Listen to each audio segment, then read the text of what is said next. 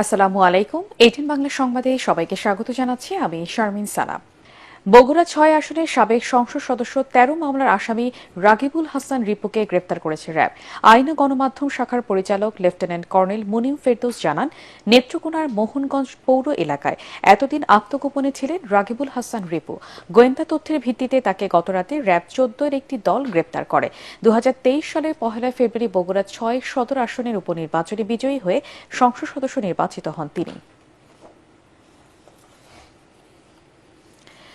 জাতীয় নির্বাচনের তারিখ উল্লেখ না করে প্রধান উপদেষ্টার নির্বাচন সংক্রান্ত বক্তব্য একেবারেই অস্পষ্ট বলে দাবি করেছেন বিএনপি মহাসচিব মির্জা ফখরুল ইসলাম আলমগীর। সকালে চেয়ারপারসনের গুলশান কার্যালয়ে সংবাদ সম্মেলনে তিনি বলেন, প্রধান উপদেষ্টা ও তার প্রেস সচিবের বক্তব্য পরস্পর বিরোধী ও সাংঘর্ষিক।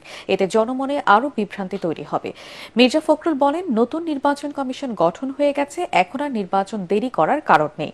নির্বাচন সংক্রান্ত সংস্কার করে দ্রুত ভোট আয়োজন করা উচিত। রাজনৈতিক দল ও অন্যান্য অংশীজনের সাথে আলোচনা করে নির্বাচনের তারিখ নির্ধারণ করা উচিত।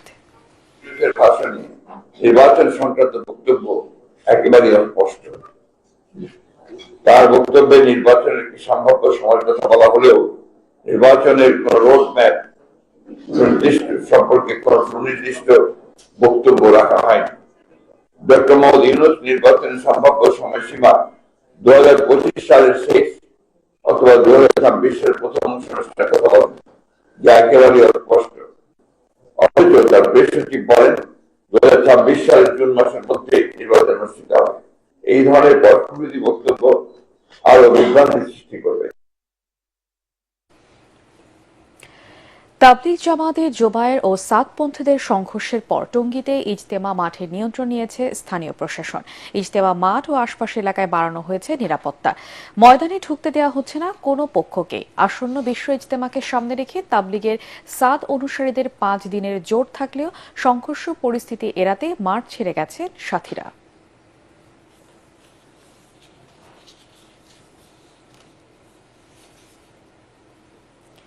এই মুহূর্তে টঙ্গীর ইজতেমা মাঠে আছেন সহকর্মী মুশফিকুর রহমান। বর্তমান পরিস্থিতি জানতে সরাসরি চলে যাচ্ছি তার কাছে। মুশফিক, টঙ্গীর ইজতেমা ময়দানের এখনকার পরিস্থিতি কি আমাদেরকে জানান।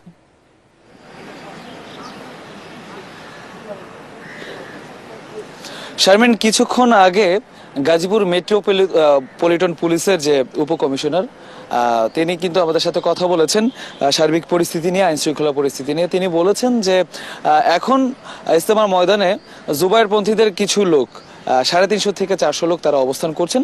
সেটা স্বরাষ্ট্র উপদেষ্টার সাথে যে বৈঠক হয়েছে গতকালকে সাদপন্থী এবং জুবায়ের পন্থীদের মধ্যে, সেই বৈঠকেই কিন্তু সিদ্ধান্ত হয়েছে। কারণ এখানে যে অবকাঠামোগুলো আছে তাবলিগ জামাতের এবং মসজিদের রয়েছে এবং তাদের জিনিসপত্র রয়েছে, সেগুলো রক্ষণাবেক্ষণের জন্য কিন্তু প্রায় 500 জনকে অবস্থান করার অনুমতি দিয়েছে জুবায়ের পন্থীদের।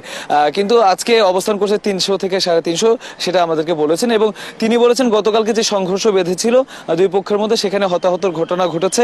সেই ঘটনায় এখনো পর্যন্ত কোনো মামলা হয়নি বলে তিনি আমাদেরকে জানিয়েছেন। এবং তিনি জানিয়েছেন নিহতদের এবং আহতদের পরিবাররা যদি চান মামলা করতে, তাহলে পুলিশ তাদেরকে সর্বাত্মক সহযোগিতা করবে। আরেকটা ব্যাপার যেটা জানিয়ে রাখতে চাই, যে গতকাল সকাল থেকেই কিন্তু স্টেশন রোড থেকে কামার পাড়ার যে রোডটা আছে, সেই রোড কিন্তু যান চলাচল সীমিত ছিল এবং বন্ধও ছিল, এবং 144 ধারা জারি ছিল গতকালকে থেকে।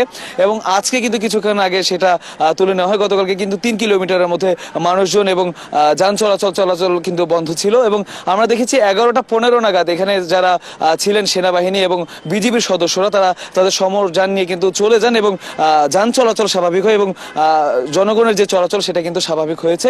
এখনকার যে সার্বিক পরিস্থিতি সেটা কিন্তু একদম স্বাভাবিক। একটি পক্ষ অবস্থান করছে অবকাঠামোগত যে রক্ষণাবেক্ষণ সেটার জন্য, এবং ভেতরে কিন্তু আইন শৃঙ্খলা রক্ষাকারী বাহিনী যারা আছেন তাদের তৎপর অবস্থান রয়েছে।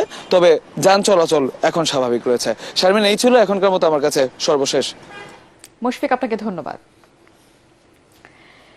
ঢাকায় শীতের তীব্রতা কমলেও উত্তরাঞ্চল সহ বিভিন্ন জেলায় বইছে কনকনে ঠান্ডা। চুয়াডাঙ্গায় সকাল 9টায় সর্বনিম্ন তাপমাত্রা রেকর্ড করা হয়েছে 11.8 ডিগ্রি সেলসিয়াস।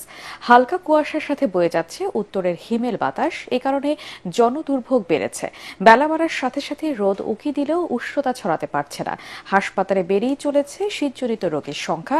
এদিকে পৌষের শীত আর কুয়াশার দাপটে সীমান্তবর্তী জেলা শেরপুরের স্বাভাবিক জীবনযাত্রার ছন্দপতন ঘটছে।